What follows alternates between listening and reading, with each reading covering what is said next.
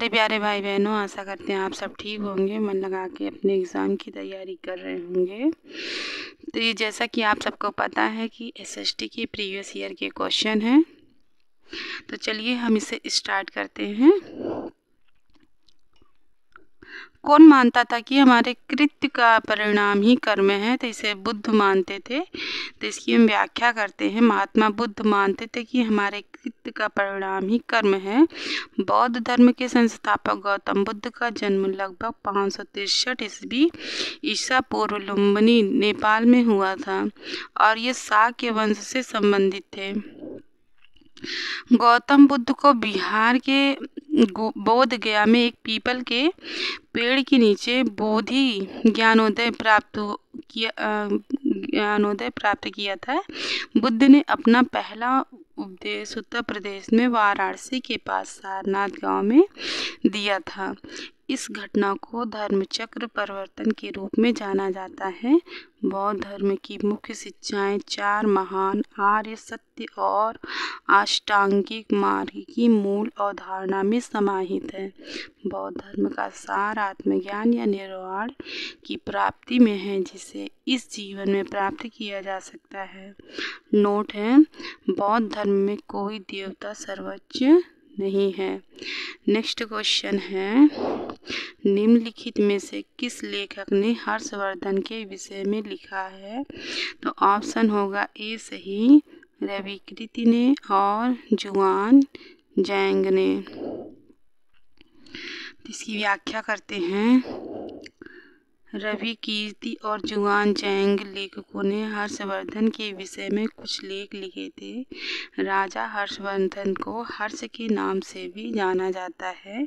वह पुष्यभूति राजवंश या वर्धन राजवंश के संस्थापक प्रभाकर वर्धन के पुत्र थे। हर्षवर्धन को 7वीं शताब्दी ईस्वी के सबसे प्रमुख भारतीय सम्राटों में से एक माना जाता है। उसने एक विशाल साम्राज्य का निर्माण किया जो भारत और उत्तर पश्चिम भारत से दक्षिण में नर्मदा नदी तक फैला हुआ था। उसकी राजधानी कनौज थी। यह एक हिंदू थे जिन्होंने बाद में बौद्ध धर्म की महायान शाखा को ग्रहण किया। नोट है, चीनी यात्री हेनसांग ने अपने लेख में राजा हर्षवर्धन के कार्यों की प्रशंसा की है। तो नेक्स्ट क्वेश्चन है, अरिकामेडू का रोमन नाम था? तो ऑप्शन ए सही है, पोडुका। इसकी हम व्याख्या करते हैं। पोडुका अरिकामेडू का रोमन नाम था। अरिकामेडू एक समुद्री पत्तन था। यहाँ दूर दूर से आए जहाज़ों से सामान उतारे जाते थे। यहाँ ईंटों से बनाई ढांचा मिला है जो संभवतः गोदाम रहा होगा।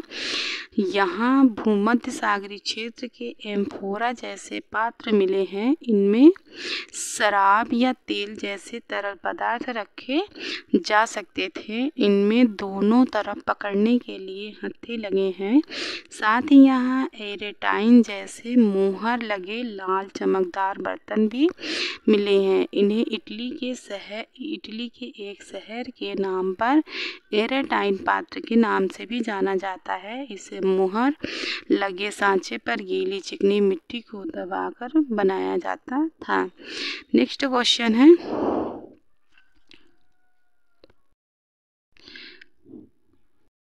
नेक्स्ट क्वेश्चन है, प्राचीन भारत के लेखों के संदर्भ में ए तथा बी कथनों को पढ़ें तथा सही विकल्प चुनें। तो ऑप्शन ए है, पुराणों का पाठ प्रत्येक व्यक्ति के पढ़ने के लिए था। शूद्र भी इसे पढ़ते थे। बी ऑप्शन, शूद्रों को वेद पढ़ने की अनुमति नहीं थी। तो ऑप्शन बी सही है और ए रॉन्ग है। तो इसकी हम चलिए व्याख्या करते हैं।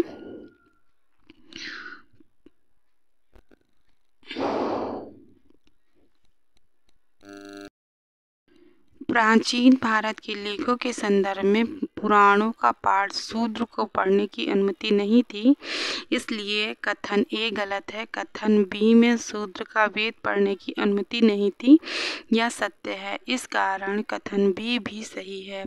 प्राचीन पुराणों में विष्णु, शिव, दुर्गा या पार्वती जैसी देवी देवताओं से जुड़ी कहानियां हैं। इनमें इन देवी देवताओं की पूजा की विधियां दी गई हैं। इसके अतिरिक्त इनमें संसार की सृष्टि की रचना तथा राजाओं के बारे में भी कहानियां हैं। नेक्स्ट क्वेश्चन है, निम्नलिखित में से किसने खालसा संस्था का निर्माण किया? तो गुरु गोविंद सिंह ने किया।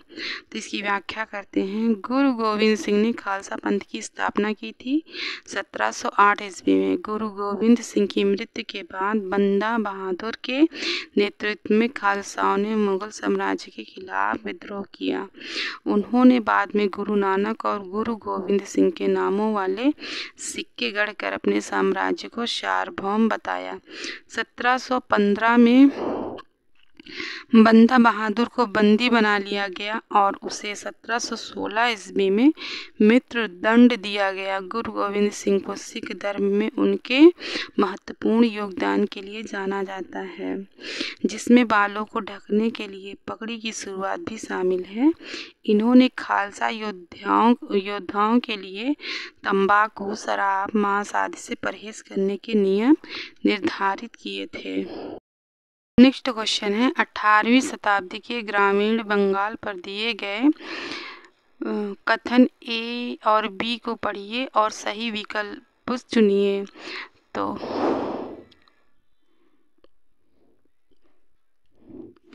ऑप्शन है, कथन ए है 1770 में पड़े अकाल से बंगाल में 1 करोड़ लोगों की मृत्यु हुई।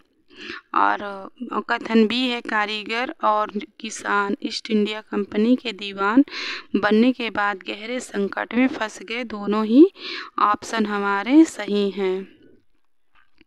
बी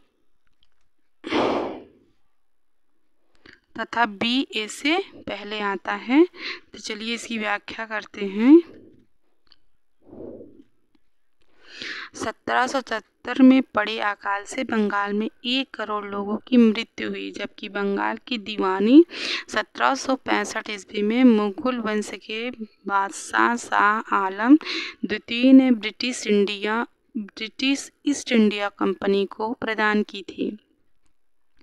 कारीगर और किसान ईस्ट इंडिया कंपनी के दीवान बनने के बाद गहरे संकट में फंस गए। 18वीं शताब्दी के ग्रामीण बंगाल पर दिए गए कथनों में से कथन ए और बी दोनों सही हैं तथा बी ए से पहले आता है। 1770 के बाद अकाल की स्थिति अच्छी वर्षा के अकाल के परिणाम स्वरूप बड़े पैमाने पर भूमि निर्जन हो गई थी, यानी बंजर टाइप में। तो नेक्स्ट क्वेश्चन है, ईस्ट इंडिया कंपनी के तहत काम करने वाले सिपाहियों में असंतोष के क्या कारण थे? तो ए है हमारा राजस्व वसूली करने के सख्त तरीके, बी है भारी भरकम लगान, सी है ऐसा कानून बनाना जिसमें सेना में काम करने वालों ज़रूरत पड़ने पर समुद्र पार भी जाना पड़ सकता है। तो यहाँ पर तीनों ऑप्शन सही हैं। हम इसकी व्याख्या करते हैं। ईस्ट इंडिया कंपनी के तहत काम करने वाले सिपाहियों में असंतोष के निम्न कारण थे। पहला था राजस्व वसूली करने के सख्त तरीके, दूसरा भारी भरकम लगान, तीसरा ऐसा कानून बनाना जिसमें सेना में काम करने वालों को ज़रूरत पड़ने पर समुद्र पार भी जाना पड़ सकता है, और चौथा है कंपनी के तहत काम करने वाले भारतीय सिपाहियों के असंतोष की अपनी वजह थी। वो अपने वेतन भत्तों और सेवा शर्तों के कारण परेशान थे। पांचवा है 1824 ईस्वी में सिपाहियों को कंपनी की ओर से लड़ने के लिए समुद्र के रास्ते बर्मा जाने का आदेश मिला, तो सिपाहियों ने इनकार कर दिया। तो इस प्रकार कथन ए, बी और सी तीनों ही सही है। नेक्स्ट क्वेश्चन है, किन स्थानों पर सन 1857 में विश्वविद्यालयों की स्थापना की जा रही थी? तो ऑप्शन होगा सी सही, कलकत्ता, बॉम्बे एवं मद्रास। तो 1854 के नीति पत्र के बाद अंग्रेजों ने कई अहम कदम उठाए। सरकारी शिक्षा विभागों का गठन किया गया ताकि शिक्षा संबंधी सभी मामलों पर सरकार का नियंत्रण स्थापित किया जा सके। विश्वविद्यालय शिक्षा की व्यवस्था विकसित करने के लिए भी कदम उठाए गए। 1857 ईस्वी में जब मेरठ और दिल्ली में सिपाही विद्रोह कर रहे थे, उसी समय कलकत्ता, मद्रास और बम्बई विश्वविद्यालयों की स्थापना की जा रही थी। 1854 के वुड डिस्पैच में भारत में लागू की जाने वाली शिक्षा नीति की रूपरेखा स्पष्ट करते हुए एक बार फिर दोहराया गया कि प्राच्यवादी ज्ञान के स्थान पर यूरोपीय शिक्षा को अपनाने से कितनी व्यवहारिक लाभ प्राप्त होगी। तो आज का वीडियो हम यहीं पे समाप्त करते हैं। अगर हमारा ये वीडियो आप सबको अच्छा लगे तो इसे प्लीज़ लाइक करिएगा, शेयर करिएगा, सब्सक्राइब भी कर लीजिएगा। और अगर मेरी ये वीडियो आप सब तक पहुंच रही है तो इसे बिना स्किप किए हुए पूरा देखने का प्रयत्न कीजिएगा। तो मिलते हैं आप सबसे नेक्स्ट वीडियो में, तब तक के लिए धन्यवाद।